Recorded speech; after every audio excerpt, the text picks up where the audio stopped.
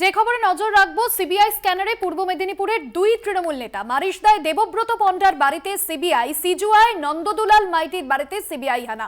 আজ সকালে লোকসভা নির্বাচনের আবহে এবার সিবিআই স্ক্যানারে পূর্ব মেদিনীপুরের দুই তৃণমূল নেতা। মূলত মনে করা হচ্ছে যে ভোট পরবর্তী হিংসার অভিযোগ ওঠে পূর্ব মেদিনীপুরে। 2021-এর বিধানসভা নির্বাচন, তারপরেই রাজ্য জুড়ে ভোট পরবর্তী হিংসায় যে অভিযোগ সামনে এসেছিল, সেই অভিযোগের তদন্তকে সামনে রেখে দফায় দফায় আমরা দেখেছিলাম শাসক দল নেতাদের যেরকম জিজ্ঞাসাবাদ করেছেন কেন্দ্রীয় তদন্তকারী সংস্থা সিবিআই। আজ সকালেই পৌঁছে যান পূর্ব মেদিনীপুরের দুই নেতার বাড়িতে।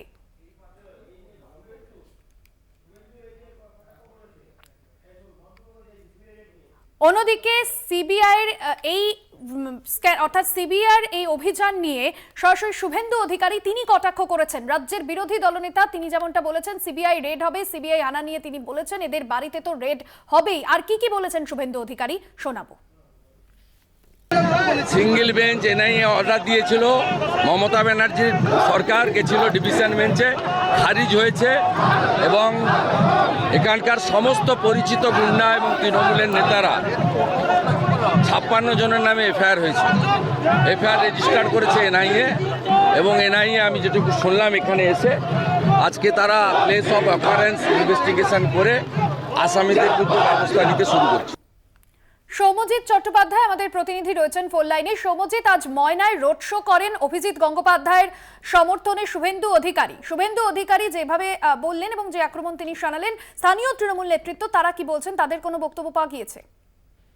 হ্যাঁ দেখো বাসন্তী, আজকে ময়নায় তমলুক লোকসভা কেন্দ্রের বিজয়ী প্রার্থী সমর্থনে প্রায় 1,500 লোক নিয়ে রোড শো করেন শুভেন্দু এবং সেখানেই কিন্তু মারিশদায় যে সিবিআই হানা সেই নিয়ে তিনি বলেন যে এদের বাড়িতে কিন্তু রেড হবে, কারণ এরা সবাই দুর্নীতিগ্রস্ত। পাশাপাশি শুভেন্দু অধিকারী আমাদের জানান যে ময়নাতে সিবিআই ঢুকবে এবং ময়নার যে নিহত বিজেপি নেতা বিজয় ভুঁইয়া তিনি খুন হয়েছিলেন, তার সেই মামলা সিবিআই তদন্ত দাবি জানিয়েছিল বিজয় কৃষ্ণের পরিবার এবং তা নিয়ে কিন্তু তৃণমূল বিরোধিতা করেছিল এবং হাইকোর্টের ডিভিশন বেঞ্চে গিয়েছিল, কিন্তু হাইকোর্টের ডিভিশন বেঞ্চ খারিজ করে দিয়েছে।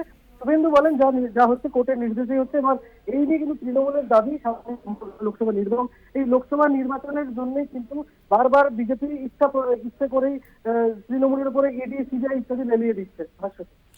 ধন্যবাদ তোমায়। অন্যদিকে প্রদেশ কংগ্রেস সভাপতি অধীর রঞ্জন চৌধুরী তিনি সাংবাদিক বৈঠকে দাবি করেছেন মোদির হাত শক্ত করছে সিবিআই। ঠিক কি বলেছেন তিনি এই দুই তৃণমূল নেতার বাড়িতে সিবিআই হানা নিয়ে, শোনাবো।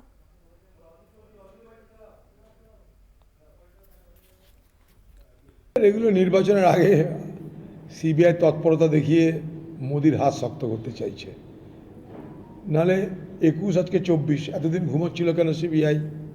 এ প্রশ্ন তো মানুষ করবে। আপনাদের শোনালাম অধীর রঞ্জন চৌধুরী তিনি ঠিক কি বলেছেন। মোদির হাত শক্ত করছে সিবিআই, সাংবাদিক বৈঠকে এমনই দাবি করেছেন অধীর রঞ্জন চৌধুরী। অন্যদিকে ময়নায় আজ রোড শো করেন শুভেন্দু অধিকারী বিজেপি প্রার্থী অভিজিৎ গঙ্গোপাধ্যায়ের সমর্থনে এবং সেই ময়নাথ রোড শো থেকেও সরাসরি তিনি আক্রমণ করেছেন শাসক দল তৃণমূল কংগ্রেসদের, যেখানে বিরোধী দলনেতা বলেছেন সিবিআই রেড হবে, সিবিআই হানা নিয়ে এমনটাই বলেছেন শুভেন্দু অধিকারী।